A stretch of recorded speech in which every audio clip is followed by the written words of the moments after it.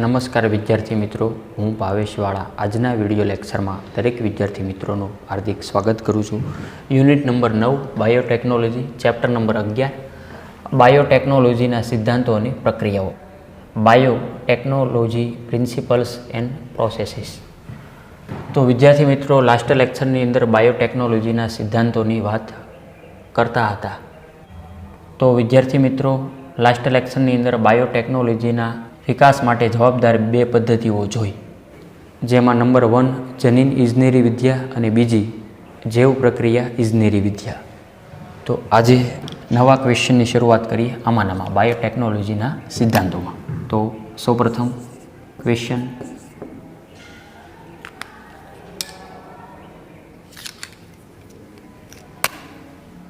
સંકરણ કરતા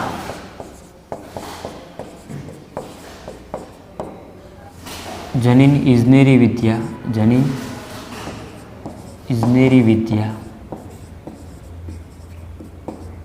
કઈ રીતે શ્રેષ્ઠ છે? તો આ ક્વેશ્ચનનો જવાબ આપશું. સંકરણ કરતા જનીન ઇજનેરી વિદ્યા કઈ રીતે શ્રેષ્ઠ છે? મતલબ જનીન ઇજનેરી વિદ્યા બેસ્ટ છે સંકરણ કરતા, કઈ રીતે? તો જોઈએ આન્સર.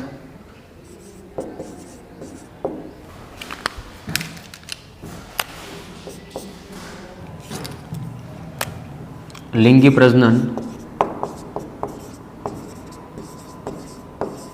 અજોડ આનુવંશિક વ્યવસ્થાના સંયોજનોની રચના તથા ભિન્નતા માટે તકો પૂરી પાડે છે. તેમાંના કેટલાક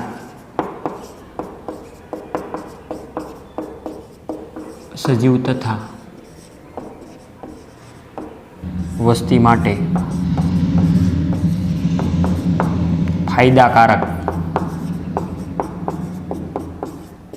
હોઈ શકે. વર્ણન આપણે થોડુંક લખી નાખીએ, જેના આધારે સમજીએ. અલિંગી પ્રજનન દ્વારા આબેહૂબ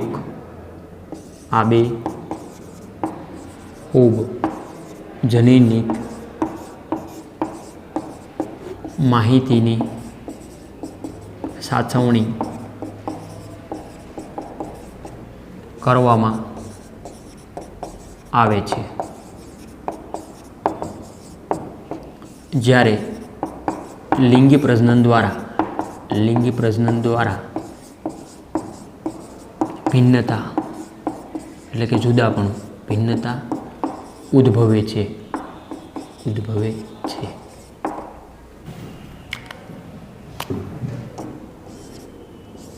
પરંપરાગત સંકરણની પદ્ધતિઓ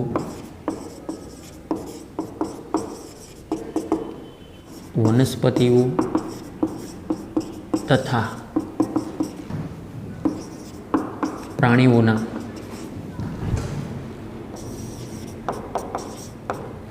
સંવર્ધનમાં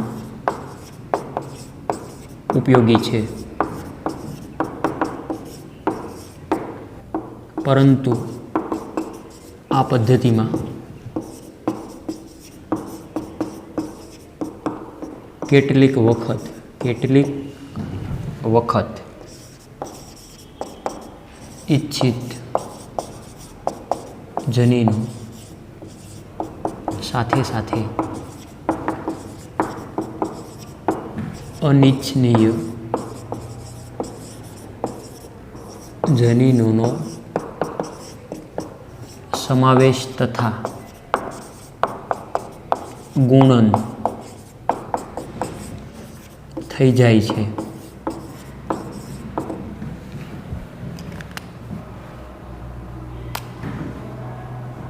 આવી ક્ષતિઓ એટલે કે ખામીઓ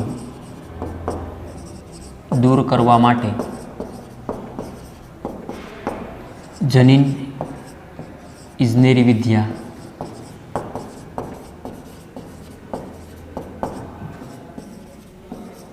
શ્રેષ્ઠ છે.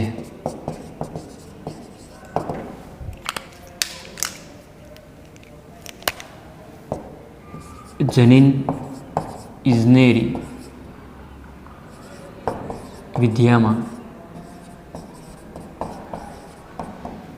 જનીન ક્લોનિંગ અને જનીન સ્થળાંતરણનો ઉપયોગ કરી પુનઃસંયોજિત ડીએનએનું નિર્માણ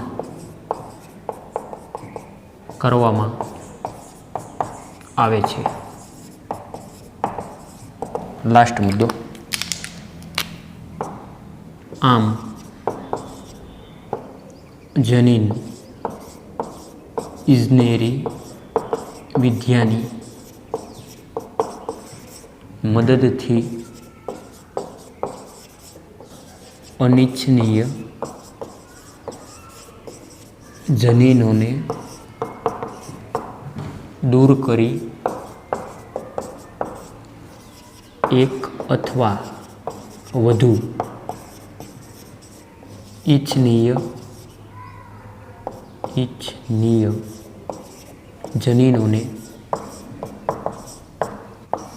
અલગ તારવીને લક્ષ્ય સજીવમાં દાખલ કરી શકાય છે. છે ને ભાઈ, મજા આવે એવું. બાયોટેકનોલોજીના સિદ્ધાંતોની અંદર ક્વેશ્ચન બનાવ્યો, સંકરણ કરતા જનીન ઇજનેરી વિદ્યા કઈ રીતે શ્રેષ્ઠ છે? તો લિંગી પ્રજનન અજોડ એટલે એકબીજા સાથે મેચ ન થતી હોય તેવી અજોડ, જેનો જગમાં નહીં મળે જોડ, અજોડ જેને કોઈ સાથે સરખાવી શકાય નહીં. લિંગી પ્રજનન અજોડ આનુવંશિક વ્યવસ્થાના સંયોજનોની રચના તથા ભિન્નતા માટે તકો પૂરી પાડે. જે આગળના ચેપ્ટરની અંદર તમે વિસ્તૃતમાં શીખી ગયા, ચેપ્ટર નંબર 5 અને 6 અંદર વિસ્તૃતમાં શીખી ગયા મારી કરતાં સારી રીતે તમે, બરાબર? તો લિંગી પ્રજનન અજોડ આનુવંશિક વ્યવસ્થાના સંયોજનોની રચના તથા ભિન્નતા એટલે કે જુદાપણું માટે તકો પૂરી પાડે છે. તેમાંના કેટલાક સજીવ તથા વસ્તી માટે ફાયદાકારક પણ હોઈ શકે. એ તમને ખબર છે કે લિંગી પ્રજનન દ્વારા સજીવો ઉત્પન્ન થાય એ સેમ ટુ સેમ કોઈ હોતા નથી. આગળ આંકડાકીય માહિતી આવી ગઈ. 17 થી 18 લાખ સજીવો જે ઓળખાયેલા છે તેમાં ખાસ કરીને લિંગી પ્રજનન દ્વારા જે સજીવો ઉત્પન્ન થયા એકબીજાથી કોઈને કોઈ બાબતમાં જુદાપણું હોય અને હોય જ તે. હવે દાખલા તરીકે કોઈ વ્યક્તિ એવો દાવો કરે કે મારા ગામની અંદર અમિતાભ બચ્ચન જેવો વ્યક્તિ છે, હા દેખાવમાં એવો હશે તો તેનો અવાજ અલગ હશે, બરાબર? રંગ, સ્વરૂપ, કદ, આકાર, રચના, શરીરનું દૈહિક બંધારણ કોઈને કોઈ બાબતે જુદાપણું એટલે ભિન્નતા હોય જ તે. અને આના આધારે નવી નવી જાતિઓ બધી વિકસાવી શકાય, જે આગળ તમે જોયું મેન્ડલનું નાન તેન વગેરે. એટલે અલિંગી પ્રજનનમાં આવી કોઈ શક્યતાઓ બહુ ઓછી છે. આવું બધું મોસ્ટ ઓફલી લિંગી પ્રજનનમાં થાય. અલિંગી આનાથી ઉલટું. અલિંગી પ્રજનન દ્વારા આબેહૂબ જનીનિક માહિતી સાચવણી કરવામાં આવે, સેમ ટુ સેમ એના જેવી પ્રતિકૃતિ, ઝેરોક્સ સેમ આ જેવા છે તેવા જ તેના જે પિતૃ પેઢીમાંથી સજીવો નિર્માણ થાય. તો ત્યાં બહુ એટલી બધું વેરિએશન જોવા મળતું નથી. જ્યારે લિંગી પ્રજનન દ્વારા ભિન્નતા ઉદ્ભવે, જે આગળના ચેપ્ટર નંબર 5-6 મુજબ તમને ખ્યાલ આવે. આ બેઝ બધું આનો થયો. ક્લિયર? હવે અહીંથી આ સવાલનો જવાબ શરૂઆત થાય. આ આગળના લેક્ચરની પ્રસ્તાવના જેવું કંઈક છું. તો વાત કરીએ પરંપરાગત એટલે વર્ષોથી જે કંઈ સંકરણની પદ્ધતિઓ હાલી આવે છે તે બધી જ. એટલા માટે શબ્દ વાપર્યો છે પરંપરાગત. જે કાંઈ આપણી પરંપરા વર્ષોથી હાલી આવતી હોય એ બધી જ. આ બધી જીનેટિક સાયન્સ રિલેટેડ હો, આપણી ધાર્મિક નહીં.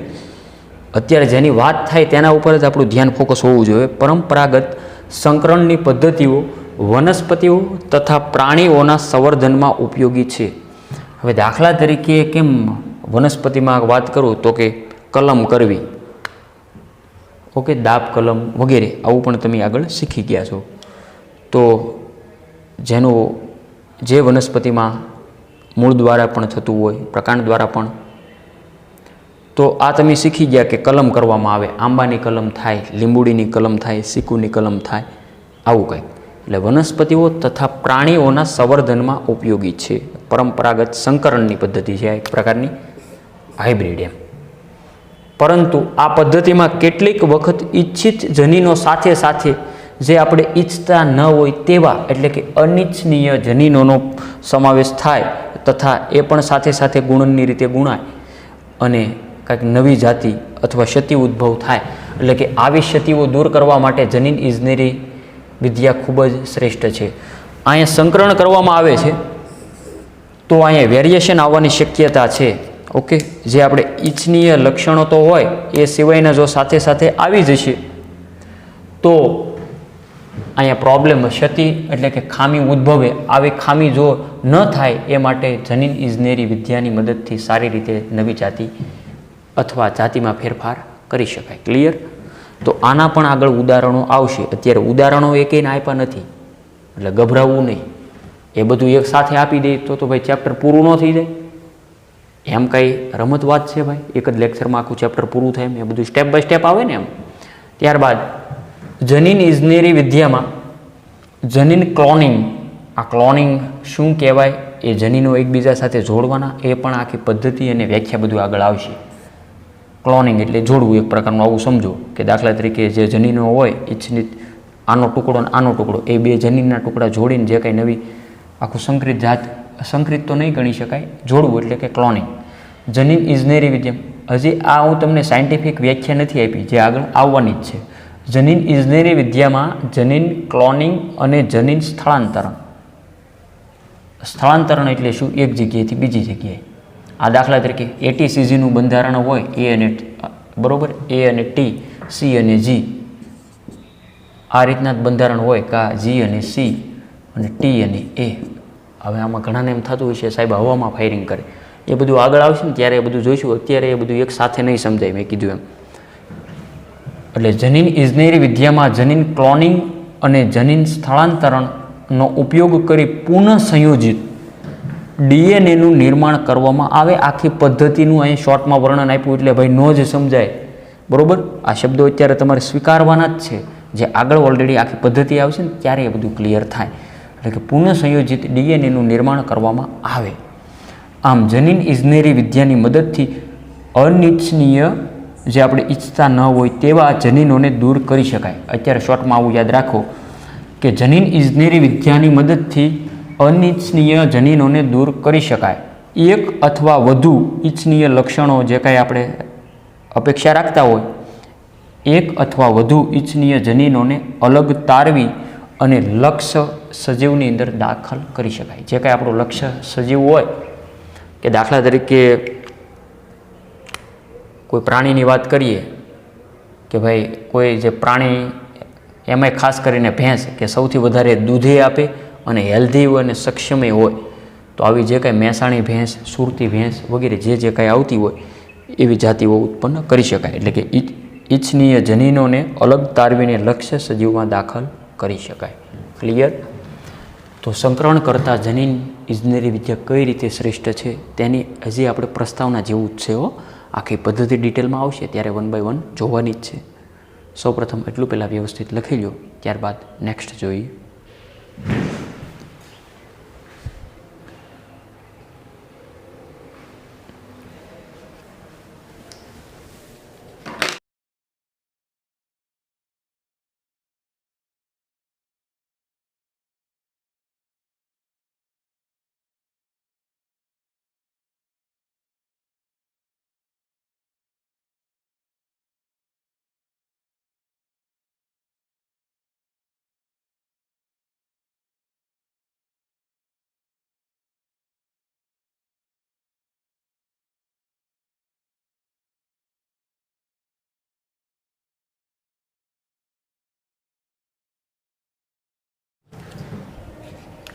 જોઈએ નેક્સ્ટ ક્વેશ્ચન.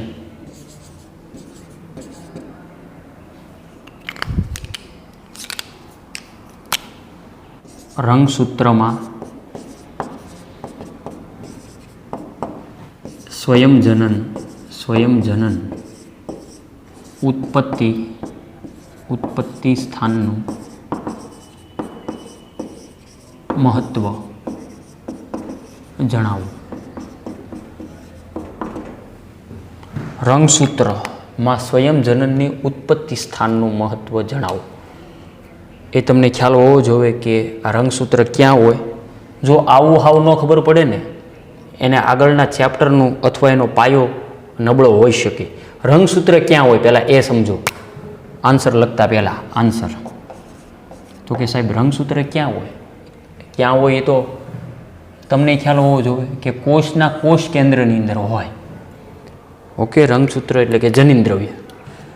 હવે દાખલા તરીકે રંગસૂત્ર કંઈક આવું હોય, આગળના ચેપ્ટરમાં આવું બધું શીખી ગયા. તો કે રંગસૂત્રો 4 પ્રકારના હોય: મેટા, સબમેટા, ટીલોન, એક્રો. આ તમને ખ્યાલ રહેવો જોઈએ. રેડી? એટલે રંગસૂત્રમાં સ્વયંજનન. રંગસૂત્રો આને સેન્ટ્રોમિયર કહેવાય. આ તેની ભુજાઓ. રેડી? આવું બધું રંગસૂત્રના સ્થાનના આધારે, ઓકે, સેન્ટ્રોમિયરના સ્થાનના આધારે રંગસૂત્રના 4 પ્રકાર ધોરણ 11 સાયન્સ ચેપ્ટર નંબર 8ની અંદર તમે શીખી ગયા. રંગસૂત્રમાં સ્વયંજનન. રંગસૂત્ર ગુણાય 1 માંથી 2 એમ. સ્વયંજનન જે પોતે પોતાનામાંથી નિર્માણ થઈ શકે તેને શું કહેવાય? સ્વયંજનન. ઓકે, હવે એ તમને ખબર છે કે કોઈ પણ સજીવ હોય એ નાનામાંથી મોટો થાય એટલે તેનામાં કદ વધ્યું એટલે એની વૃદ્ધિ થઈ તો તેનામાં કોષોની સંખ્યામાં વધારો જ થયો છે. એટલે કે કોષો ગુણનની રીતે આગળ વધે. 1 કોષના 2 થાય, 2ના 4, 4ના 8, 8ના 16, 16ના 32, 64 વગેરે. આ રીતના ગુણનની રીતે આગળ વધે. હાવ આવી પેલા પ્રાઇમરી માહિતી બધી સમજો. રંગસૂત્રમાં સ્વયંજનનની ઉત્પત્તિ થાય તેનું મહત્વ શું છે? હવે એ મહત્વ જોઈએ. પુનઃસંયોજિત ડીએનએ ટેકનોલોજીમાં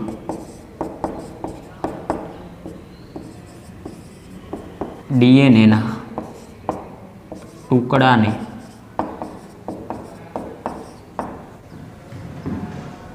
વિજાતીય સજીવોમાં સ્થાનાંતરિત કરવામાં આવે છે.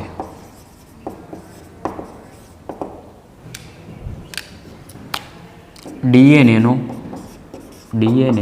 આ ટુકડો સજીવના બાળકોષોમાં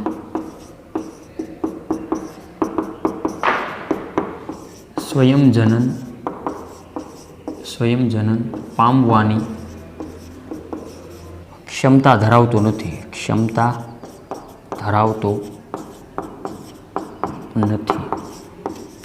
વર્ણન આપણે સૌપ્રથમ પહેલાં લખી લઈએ વ્યવસ્થિત અને ત્યારબાદ તેના આધારે આ બધું જ તમને સમજાઈ જશે. બરાબર? એટલા માટે વર્ણન સૌપ્રથમ લખવું અતિ આવશ્યક છે. અહીંયા તમને એક લીટી સમજાવવા રહું તો એ આખી લિંક પાછી તૂટી જશે કે આ બધું ક્યાંથી આવ્યું. એટલે આપણે સૌપ્રથમ પહેલાં સ્લો મોશનમાં લખી લઈએ અને આરામથી બધું શીખીએ. પરંતુ જ્યારે તે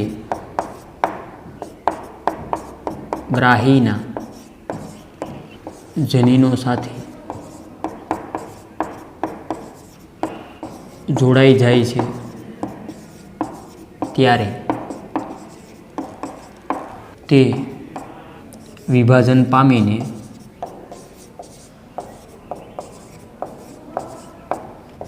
યજમાન ડીએનએ સાથે આનુવંશિક બની જાય છે. કારણ કે આ વિદેશી ડીએનએનો ટુકડો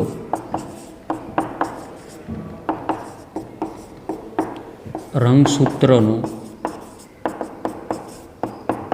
એક ભાગ બની જાય છે કે જેની પાસે સ્વયં જનન ક્ષમતા હોય છે.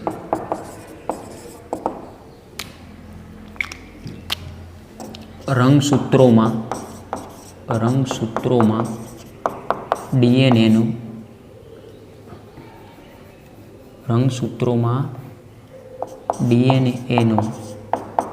એક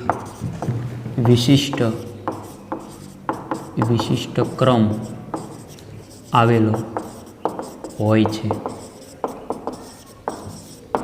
જેને સ્વયં જનનની ઉત્પત્તિ કહે છે. જે સ્વયં જનનના પ્રારંભ માટે જવાબદાર છે.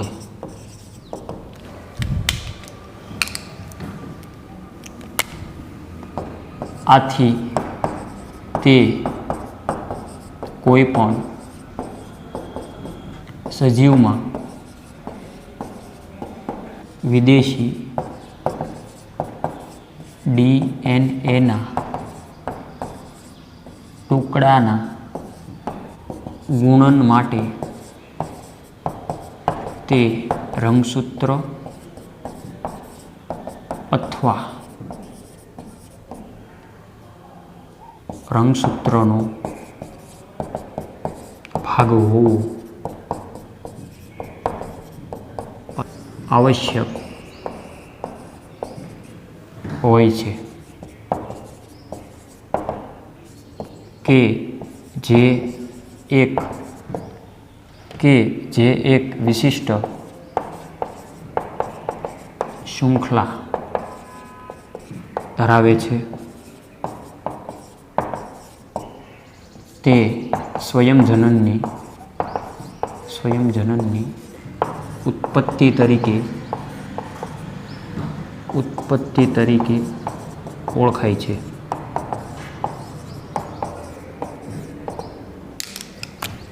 આ રીતે એક વિદેશી ડીએનએ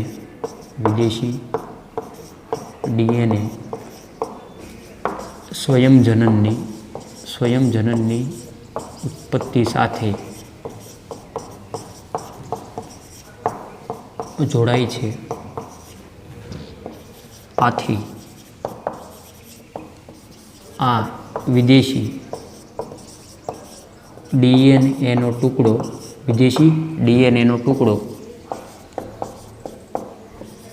યજમાન સજીવમાં સ્વયં જનન તેમજ ગુણન પામી શકે છે, જેને ક્લોનિંગ પણ કહે છે. આટલું વર્ણન લખવું પડે તમારે. રંગસૂત્રમાં સ્વયં જનનની ઉત્પત્તિનું મહત્વ. પુનઃસંયોજિત ડીએનએ ટેકનોલોજીમાં ડીએનએના ટુકડાને વિજાતીય સજીવોમાં સ્થાનાંતરિત કરવામાં આવે. બધું લાઈવ ડેમોન્સ્ટ્રેશન સાથે આપણે જોઈએ કે દાખલા તરીકે આ જનીન દ્રવ્ય છે, એટલે કે ડીએનએ કે આરએનએ. જોજો, અહીંયા ખાસ ધ્યાન આપજો.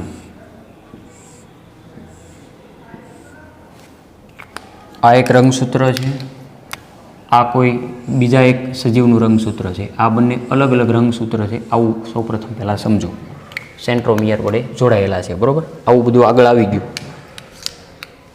પુનઃસંયોજિત ડીએનએ ટેકનોલોજીમાં ડીએનએના ટુકડાને વિજાતીય સજીવોમાં, હવે આપણો વિજાતીય સજીવો દાખલા તરીકે નર હોય તેનું કોણ છું? માદાનું નર.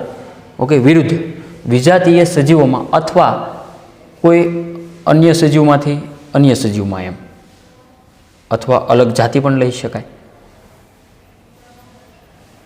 વિજાતીય સજીવોમાં સ્થાનાંતરિત કરવામાં આવે છે. તો આ ટેકનોલોજીમાં શું થયું? પુનઃસંયોજિત, પુનઃ એટલે બીજી વાર, ડીએનએ ટેકનોલોજીમાં ડીએનએના ટુકડાને વિજાતીય સજીવમાં સ્થાનાંતરિત કરવામાં આવે. હાવ ટૂંકમાં કહું, આનો જે ટુકડો અહીંથી જે કાપી અને આને દાખલા તરીકે અહીંયા લગાડી દીધો આમ, તો આ શું થયું? જુઓ ને આ ઘટના પુનઃસંયોજિત. આ છે એવડું પુનઃસંયોજિત ડીએનએ ટેકનોલોજીમાં ડીએનએના ટુકડાને વિજાતીય સજીવોમાં સ્થાનાંતરિત કરવામાં આવ્યો. અહીંથી લઈને આને લગાડી દીધો, સ્થાનાંતરિત કરવામાં આવે છે. એટલી વસ્તુ ક્લિયર? ડીએનએનો આ ટુકડો સજીવના બાળકોષોમાં સ્વયંજનન પામવાની ક્ષમતા ધરાવતો નથી. કેવો ટુકડો? આ જે રેડ આવ્યો અહીંયા ગ્રીનમાં, એ અહીંયા સ્વયંજનન નથી પામતો. જે કોષની અંદર દાખલ કર્યો, ફોર એક્ઝામ્પલ કે આપણું શરીર, જો તમને ખ્યાલ હશે કદાચ કે માનવ શરીર 10ની માથે 14 ઘાત એટલા કોષોનું બનેલું છે. હો, દાખલા તરીકે કોઈ એક કોષની અંદર આ રીતના નવો ડીએનએનો ટુકડો દાખલ કરવામાં આવ્યો, તો ડીએનએનો આ ટુકડો સજીવના બાળકોષો, આ શબ્દ ખાસ યાદ રહે, બાળકોષોમાં સ્વયંજનન પામવાની ક્ષમતા ધરાવતો નથી. મતલબ હજી સક્સેસ નથી એમ. પરંતુ જ્યારે તે ગ્રાહીના જનીનો સાથે જોડાય ત્યારે તે વિભાજન પામી અને યજમાન, ઓકે, ગ્રાહી એટલે કે આ પણ આગળ શબ્દ આવશે તમારે, એક પ્રકારનું બાઇન્ડિંગ થશે, જોડાઈ જશે. પરંતુ જ્યારે તે ગ્રાહીના જનીનો સાથે જોડાઈ જાય ત્યારે તે વિભાજન પામે. હવે આ દાખલા તરીકે વિભાજન પામે, વિભાજન એટલે શું? આગળ તમે શીખી ગયા, દ્વિભાજન કે બહુભાજન. 1ના 2, 2ના 4, 4ના 8, 8ના 16, 16ના 32, 32ના 64, એમ ગુણનની રીતે વિભાજન પામશે. એટલે કે વૃદ્ધિ થાય કોષોમાં, વિભાજન પામીને યજમાન ડીએનએ સાથે આનુવંશિક બની જાય, એના જનીન દ્રવ્યનો ભાગ બની જાય એમ. હવે જે કાંઈ ડીએનએ નિર્માણ થાય તો આવો ટુકડો સાથે સાથે ફ્રીમાં આવશે. જુઓ અહીંયા ફોર એક્ઝામ્પલ, અહીંયા ખાલી અમસ્તથી વધારાની આકૃતિ અહીં હું દર્શાવું. આજે તમારે દર્શાવવાની જરૂરિયાત નથી. હવે દાખલા તરીકે આ ગ્રીન આ રીતના થયું. હવે જે કાંઈ નવા કોષો નિર્માણ થયા તેની સાથે આ રેડ પણ આવશે. આનુવંશિક એના જનીન દ્રવ્યનો જ એક ભાગ બની ગયો. ચાલો રેડી? આવું બધું વિભાજન પામીને યજમાન ડીએનએ સાથે આનુવંશિક દ્રવ્ય બની જાય, કારણ કે આ વિદેશી ડીએનએનો ટુકડો રંગસૂત્રનો એક ભાગ બની ગયો. વિદેશી એટલે કાંઈ વિદેશમાંથી લાવ્યા એવું જરૂરી નથી. હો, શબ્દો જોઈને ઘણાને એમ થાય કે સાહેબ આ તો ફોરેન આવ્યા બધું સંકરણ થયું. ના, વિદેશી એટલે કોઈ અન્ય સજીવમાંથી લાવ્યા હોય તો એ વિદેશી છું તેના માટે. હવે દાખલા તરીકે મારા શરીરમાં કોઈ કોષ તમે દાખલ કરો તો તે પણ વિદેશી છો, ભલે આઈનો નાઈનો જ હોય સ્થાનિક, તો પણ, કારણ કે એ બીજા સજીવમાંથી લાવવામાં આવ્યું તો એ વિદેશી છું અને મારું શરીર જે તેના માટે યજમાન થયું એમ. કે પરંતુ જ્યારે તે ગ્રાહીના જનીનો સાથે જોડાઈ જાય છે ત્યારે તે વિભાજન પામીને યજમાન ડીએનએ સાથે આનુવંશિક બની જાય. ઓકે, આ યજમાન જે તે રંગસૂત્ર છે તેની સાથે એ આનુવંશિક બની જાય, એટલે કે પોતાના રંગસૂત્રનો એક ભાગ જ બની ગયો, કારણ કે આ વિદેશી ડીએનએનો ટુકડો રંગસૂત્રનો એક ભાગ બની જાય છે. આવીને વાત કે જેની સાથે સ્વયંજનનની ક્ષમતા હોય અને હવે એ આગળ જે કાંઈ નવા કોષો નિર્માણ થાય તો તેની અંદર આ સાથે ટુકડો બધામાં આવશે. રંગસૂત્રોમાં ડીએનએનો એક વિશિષ્ટ ક્રમ આવેલો હોય જેને સ્વયંજનનની ઉત્પત્તિ કહેવાય. કોઈ પણ સજીવનું ડીએનએ સ્ટ્રક્ચર જોવો ને, ડીએનએ રિપોર્ટ, એ દરેકનો જુદો જુદો હોય જ તે. આના ઉપરથી આગળ જે ફોરેન્સિક સાયન્સ, ઓકે, જો તમે જોઈન થાવ તો સારું કહેવાય, આગળ રસ હોય તો એ પણ એક શાખા આવે છે ફોરેન્સિક સાયન્સ. તમે CID નામની સિરિયલ આવે છે, ક્રિમિનલ ઇન્વેસ્ટિગેશન, તો તેની અંદર ફોરેન્સિક સાયન્સ લેબ બતાવવામાં આવે. ઓકે, તેમાં ડીએનએ રિપોર્ટની ક્યારેક સરસા તમે સાંભળી છે, જોકે એ તો એક સિરિયલ છે. તો રંગસૂત્રમાં ડીએનએનો એક વિશિષ્ટ ક્રમ આવેલો હોય જેને સ્વયંજનનની ઉત્પત્તિ કહેવાય. આ વ્યાખ્યા છે, વ્યાખ્યા તો યાદ જ રાખવાની હોય ભાઈ. કોઈ પણ સજીવનો ડીએનએ રિપોર્ટ જુદો જુદો હોય. હવે દાખલા તરીકે કોઈ બાળક મળી આવ્યું, ફોર એક્ઝામ્પલ, બરાબર છે, હવે દાખલા તરીકે કોઈ બાળક છે એ ગુમ થઈ ગયું અને મળી આવ્યું, જે પોલીસ સ્ટેશનમાં હાજર છું, તો જે પોલીસ સ્ટેશનમાંથી ન્યૂઝપેપરમાં જાહેરાત આપવામાં આવે કે ભાઈ જેનું બાળક હોય તે આવીને લઈ જાય. હવે દાખલા તરીકે 10 વાલીઓ એક સાથે આવ્યા, બરાબર. હવે બાળક એવું સમજો કે અણસમજુ છે, જેને હજી બહુ ખ્યાલ નથી આવતો કે આમાંથી મારા મમ્મી કોણ ને મારા પપ્પા કોણ. હજી હાવ એટલું એવું નાનું એવું બાળક, ફોર એક્ઝામ્પલ હાલી શકે, ચાલી શકે, થોડું ઘણું બોલી શકે, આવું બાળક. હવે એ જે કોઈ વાલી બોલાવશે, કે દાખલા તરીકે પ્રથમ વાલી કહે કે આવ બેટા, તો એની પાસે જશે. બીજા વાલી બોલાવે તો એની પાસે જાય, ત્રીજા બોલાવે એની પાસે જાય, ચોથા પાસે જાય. તો હવે આમાંથી આ બાળક સોંપવું કોને, એ એક મોટો પ્રશ્ન ઊભો થાય. તો ત્યારે એ 10 વાલીનો DNA રિપોર્ટ અને બાળકનો રિપોર્ટ, DNA રિપોર્ટ મેચ કરવામાં આવે. જેની સાથે એ વધારે મેચ થાય તે તેનું બાળક હોય. રેડી? તો આ રીતના DNAની આગળ જે ઉપયોગિતા આવે, આવું તમે CID સિરિયલમાં ક્યારેક જોયું હોય. ઓકે. હવે દાખલા તરીકે આ મૂવીવાળાએ આપણી બાયોલોજીની કોપી મારે. આ ક્રિસ 3 મૂવી છે, એની અંદર જે આખો ઓલો લીલા કલરનો આખો બીનો છે, તે પણ એક પ્રકારનું આનો જ ઉપયોગ છે, આપણા સાયન્સનો જ એક પ્રકારનો બાયોટેકનોલોજીનો જ ઉપયોગ છે, બરાબર. આપણે કોઈ મૂવીની વાત આગળ નથી કરતા, અહીંયા વાત કરીએ. રંગસૂત્રમાં DNA એક વિશિષ્ટ ક્રમમાં આવેલો હોય જેને સ્વયંજનનની ઉત્પત્તિ કહેવાય, જે સ્વયંજનનના પ્રારંભ માટે જવાબદાર છે. સ્વયંજનનનો પ્રારંભ એટલે શરૂઆત માટે જવાબદાર છે એમ. આથી તે કોઈ પણ સજીવમાં વિદેશી DNAના ટુકડાના ગુણન માટે તે રંગસૂત્ર, અહીં રંગસૂત્રમાં દાખલ કર્યું, અથવા રંગસૂત્રનો ભાગ હોવો આવશ્યક છે.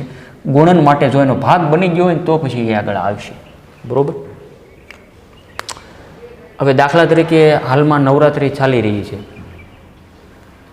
તો તેના ઉપરથી એક ઉદાહરણ આપું. અત્યારે તો લોકડાઉનના કારણે મોસ્ટ ઓફલી બધી નવરાત્રિ બંધ છે, બરાબર. હાલની અંદર જે નવરાત્રિનો કાર્યક્રમ બધી બંધ છે. પણ આગળના વર્ષો યાદ કરો કે દાખલા તરીકે કોઈ ક્લબ હોય નવરાત્રિ માટે, જો તમે તે ક્લબના મેમ્બર હો તો તમે સાથે ફ્રીમાં અંદર જોડાઈ શકો કે નહીં ક્લબની અંદર, બરાબર. તો તમારે પાસ લેવાની આવશ્યકતા નથી ક્લબ માટે, જે તે એનો ટિકિટ રેટ હોય. પણ તમે એના સભ્ય નહીં હોય તો જે કાંઈ એનો ટિકિટ રેટ હશે તો તેનો પાસ તમારે મેળવવો પડશે. એમ આવી વાત થઈ શોર્ટમાં. આથી તે કોઈ પણ સજીવમાં વિદેશી DNAના ટુકડા એટલે કે ગુણન માટે તે રંગસૂત્ર અથવા રંગસૂત્રનો ભાગ હોવો આવશ્યક છે. જો એ ભાગ આનો, આ દાખલા તરીકે બની ગયો આ ભાગ આનો, આ રેડી, કે જે એક વિશિષ્ટ શૃંખલા ધરાવે તે સ્વયંજનનની ઉત્પત્તિ તરીકે ઓળખાય. હવે ધીમે ધીમે સ્વયંજનન પામી અને આવા જે કાંઈ નવા નવા કોષો ઉત્પન્ન કરે તેની સાથે આવો ટુકડો આવશે એમ. આ રીતે એક વિદેશી DNA, ઓકે, વિદેશી એટલે હવે મતલબ સમજાઈ ગયો તમને, જે બહારથી બીજા સજીવમાંથી દાખલ કર્યું તે. એક વિદેશી DNA સ્વયંજનનની ઉત્પત્તિ સાથે જોડાય. આથી આ વિદેશી DNAનો ટુકડો યજમાન સજીવમાં સ્વયંજનન તેમજ ગુણન, સ્વયંજનને પામશે, એકમાંથી 2 થશે, ઓકે, અને ગુણનની રીતે આગળ પણ વધી શકે. સ્વયંજનન તેમજ ગુણન પામી શકે, જેને ક્લોનિંગ કહેવાય. હવે અહીંયા આવ્યું ને ક્લોનિંગ, મેં તમને કીધું હતું બધું આવશે, ધીરજ રાખવી પડે. ધીરજના ફળ મીઠા. એક સાથે બધું કંઈ ખાઈ ન લેવાય. સવારમાં તમે જમવા બેસો તો 3 ટકનું એક સાથે ખાઈ લ્યો, ના ને. આ સિવાય કોઈ અપવાદ હોય તો વાત અલગ છે, બાકી સવાર બપોર સાંજ નોર્મલી રીતે આ રીતના મેનુ હોય માનવ જાતિમાં. તો આ ક્લોનિંગ કોને કહેવાય તે પણ તમને ખ્યાલ રહેવો જોઈએ, બરાબર. હવે હું માનું છું ત્યાં સુધી બધું તમને સમજાણું જ હશે. એકવાર ઝડપથી ક્વિક રિવિઝન જોઈ લઈએ. રંગસૂત્રમાં સ્વયંજનનની ઉત્પત્તિનું મહત્ત્વ, શું મહત્ત્વ છે તે પણ આપણે બધું ડિટેલમાં જોયું. પુનઃસંયોજિત DNA ટેકનોલોજીમાં DNAના ટુકડાને વિજાતીય સજીવોમાં સ્થળાંતરિત કરવામાં આવે. DNAનો આ ટુકડો સજીવના બાળકોષોમાં સ્વયંજનન પામવાની ક્ષમતા ધરાવતો નથી, પરંતુ જ્યારે તે ગ્રાહીના જનીનો સાથે જોડાય ત્યારે તે વિભાજન પામીને યજમાન DNA સાથે આનુવંશિક બની જાય. હવે ગ્રાહી એટલે શું મેં કીધું આગળ આવશે. ATCGનું બંધારણ અત્યારે જો તમને કહું તો નહીં સમજાય. એની સાથે હંમેશા ટીઝ હોય, એડેનિન સાથે હંમેશા ટી એટલે કે થાઇમિનેઝ હોય, ને સાઇટોસિન સાથે હંમેશા ગ્વાનિન હોય. રેડી? એ આગળ તમારે આવશે ત્યારે આપણે ડિટેલમાં ડિસ્કસ કરીશું. આનુવંશિક બની જાય કારણ કે આ વિદેશી DNAનો ટુકડો રંગસૂત્રનો એક ભાગ બની જાય છે કે જેની પાસે સ્વયંજનન ક્ષમતા હોય. રંગસૂત્રોમાં DNAનો એક વિશિષ્ટ ક્રમ આવેલો હોય જેને સ્વયંજનનની ઉત્પત્તિ કહેવાય, જે સ્વયં જનનના પ્રારંભ માટે જવાબદાર છે. આથી કોઈ પણ સજીવમાં વિદેશી ડીએનએના ટુકડાના ગુણન માટે તે રંગસૂત્ર અથવા રંગસૂત્રનો ભાગ હોવો આવશ્યક હોય કે જે એક વિશિષ્ટ શૃંખલા, બરાબર, ડીએનએની આખી જે કાંઈ શૃંખલા હોય, આગળ પણ મેં તમને સમજાવ્યું હતું કે આ રીતના જે કુંતલાકાર ડીએનએની શૃંખલા હોય, આવો શબ્દ તમારે આગળ આવી ગયો બધું, કુંતલાકાર. હવે બેવડી કુંતલાકાર ડીએનએની શૃંખલા હોય, ઓકે, આમ નિસરણી આકારની કંઈક તમને જોઈએ ને આમાં બધું એટીસીજીનું બંધારણ બધું હોય. એ પણ આગળ જ્યારે વાત આવશે ત્યારે વિસ્તૃતમાં કરશું. વિશિષ્ટ શૃંખલા ધરાવે તે સ્વયંજનની ઉત્પત્તિ તરીકે ઓળખાય. સ્વયં એટલે કે પોતે પોતાની રીતે એકમાંથી બે, બેમાંથી ચાર, એમાંથી એ નિર્માણ થયા કરશે. આ રીતે એક વિદેશી ડીએનએ સ્વયંજનની ઉત્પત્તિ સાથે જોડાય છે. આથી આ વિદેશી ડીએનએનો ટુકડો યજમાન સજીવમાં સ્વયંજનન તેમજ ગુણન પામી શકે, જેને ક્લોનિંગ પણ કહે છે. આ ક્લોનિંગની વ્યાખ્યા પણ ખાસ યાદ રાખજો. ઓકે, આ સ્વયંજનન એક પ્રકારનું ક્લોનિંગ જે જોડાઈ ગયું આની સાથે, આ જે ઘટના થઈ તેને શું કહેવાય? ક્લોનિંગ. તો વિદ્યાર્થી મિત્રો, આજનો વિડીયો લેક્ચર એટલે સુધી રાખીએ. વધુ નેક્સ્ટ વિડીયો લેક્ચરમાં ચર્ચા કરશું, બરાબર. હજી અત્યારે હાલમાં આપણો કરંટ ટોપિક બાયોટેકનોલોજીના સિદ્ધાંતો જ ચાલી રહ્યો છે, બરાબર. હજી નેક્સ્ટ લેક્ચરની અંદર પણ આપણે બાયોટેકનોલોજીના સિદ્ધાંતોને આગળ ડિસ્કસ કરશું. તો આજનો વિડીયો લેક્ચર એટલે સુધી રાખીએ.